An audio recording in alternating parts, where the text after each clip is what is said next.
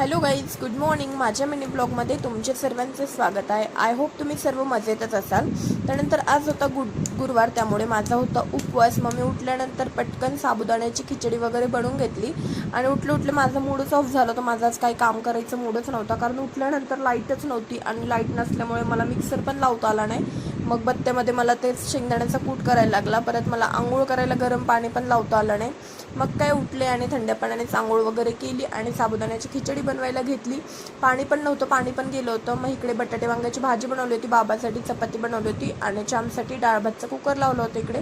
मग सर्व कामं आवरली पटपट आणि चांपला नाश्त्याला साबुदाण्याची खिचडी दिली. त्याला साबुदाण्याची खिचडी खूपच आवडती.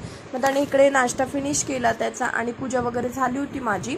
मग आवरायला घेतलं लगेच मी ऑफिसला जाण्यासाठी. मस्त असं आवरला. लाईट नव्हती त्याच्यामुळे गरमी तर एवढी होत होती. मग केस असे वरती बांधले आणि निघाले ऑफिसला मस्तपैकी आवरून.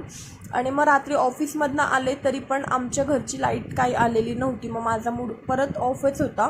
मग घरी आल्यानंतर म्हटलं तर लाईट नाही तर काय करावं. आणि आज स्वयंपाक बनवायचं नव्हतं, कारण आम्हाला ओनरकडे जायचं होतं. आज त्यांच्याकडे पूजा होती, त्यामुळे जेवायला जायचं होतं आम्हाला त्यांच्याकडे.